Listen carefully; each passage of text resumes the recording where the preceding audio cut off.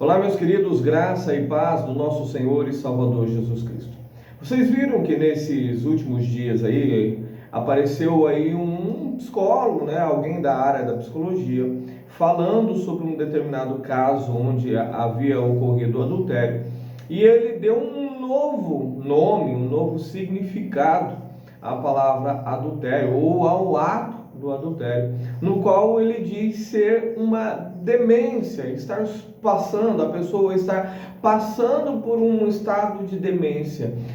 Ou seja, não é culpa da safadeza, não é culpa do mau caratismo, nem é pecado, é apenas uma disfunção, é uma demência, é uma doença, e por conta disso ele então adultera. Só que no relato do psicólogo, ele vai relatar que essa demência é uma demência extremamente seletiva, onde um senhor já tem o interesse em adulterar, mas o adultério dele é para com meninas novinhas, bem mais novas do que ele, muito mais novas do que sua esposa.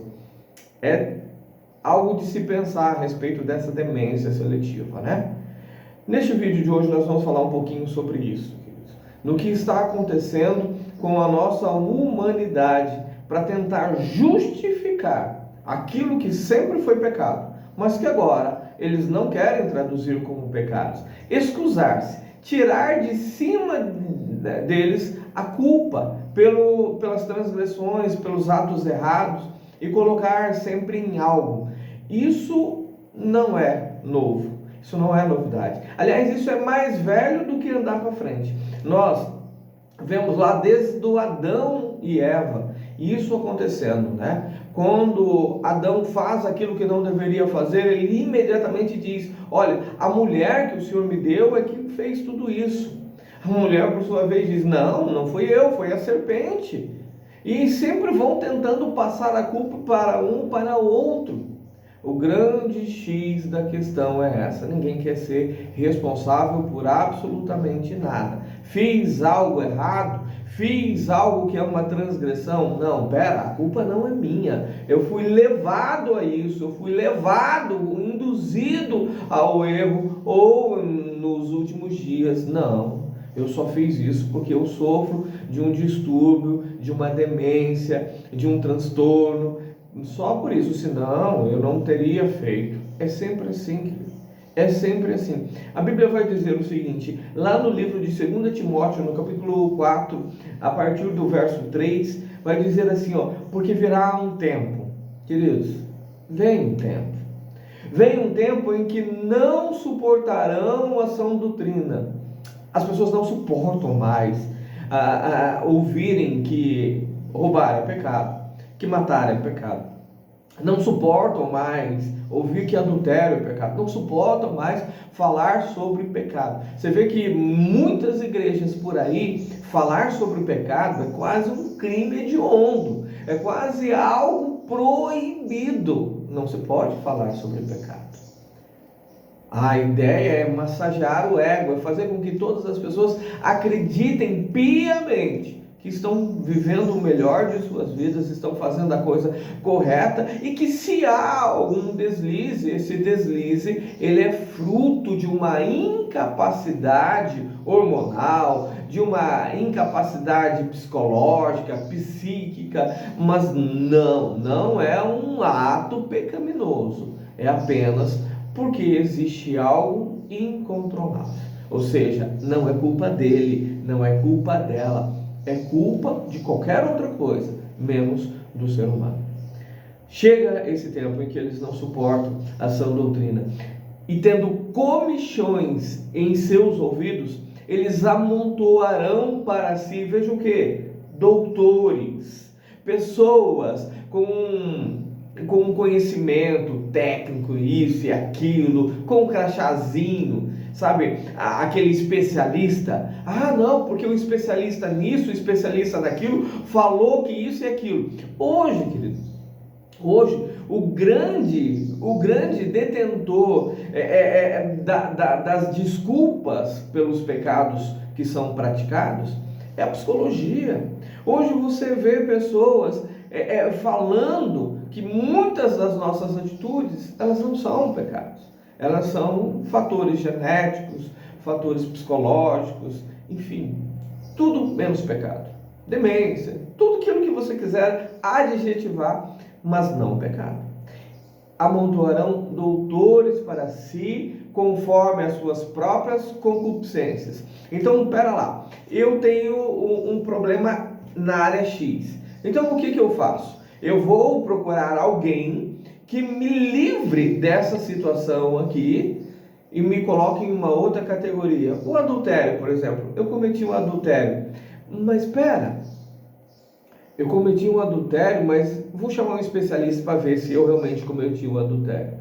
Aí vem um especialista lá e diz, não foi um adultério, não. Você só fez isso porque a sua condição psicossocial, psicomotora, a sua mente, os seus sentimentos, há um distúrbio genético, há uma predisposição para isso, há uma incapacidade temporária ou permanente que faça com que você cometa o pecado.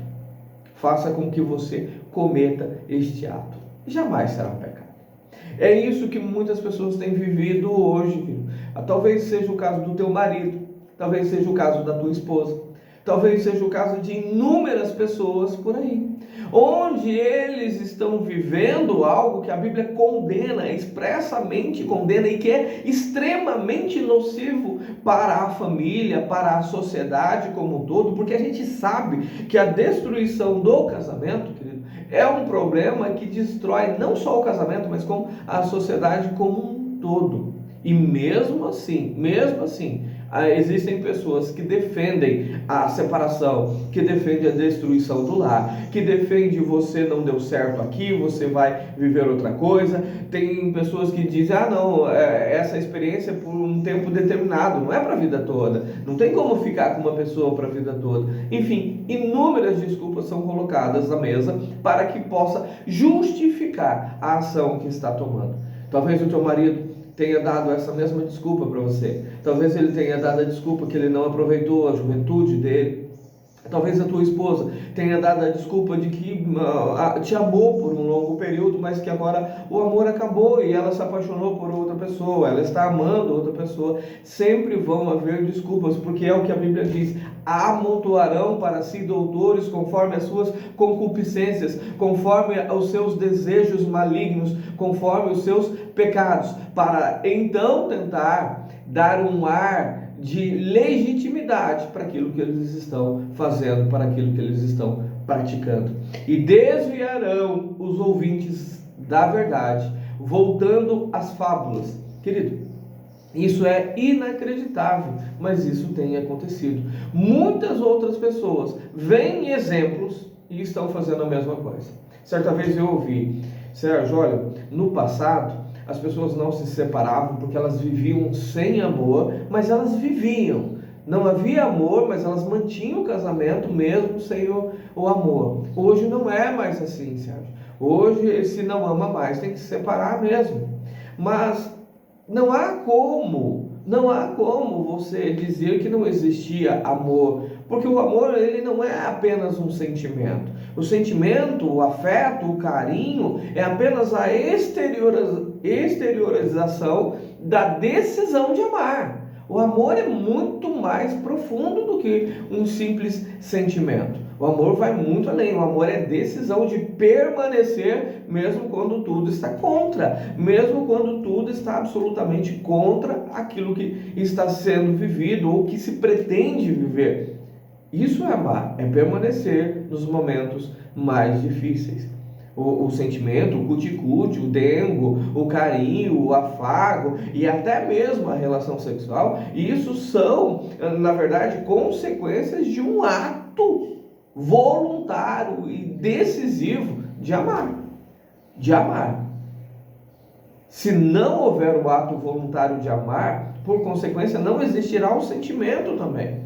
Por isso é que muitas pessoas estão se separando e jogando seus casamentos, suas vidas familiares, destruindo a vida dos filhos e dando um péssimo exemplo para que outras pessoas também façam isso e digam, não, ó, meu pai e minha mãe se separaram porque não existia amor. Então se eu estou tendo um problema, eu acho que eu não amo mais, então eu me separo porque foi feito lá atrás, agora eu vou repetir aqui. Então sempre dando continuidade a tudo isso que a Bíblia diz aqui, que eles amontoarão doutores, ou seja, desculpas, vastas desculpas para fazer a coisa errada.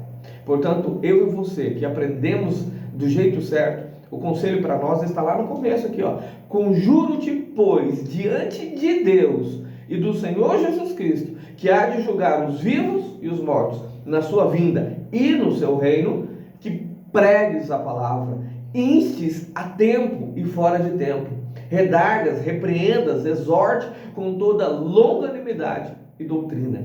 A gente tem que falar da palavra do Senhor. Por isso que este canal LPF aqui, ele é muito importante, para que inúmeras pessoas saibam da verdade, para que inúmeras pessoas que por mais que estejam neste momento amontoando doutores e desculpas para os atos horrendos, horripilantes que têm praticado, que todos eles saibam que seja impossível fugir da verdade, da realidade, que adultério é pecado, é desvio contra o Senhor e é desvio contra a moral, os bons costumes, e é um desvio, um erro contra a aliança matrimonial que foi firmada entre o homem e a mulher, entre a mulher e o homem, e portanto deve sim ser corrigido. Todos os erros precisam ser corrigidos, precisam ser reparados.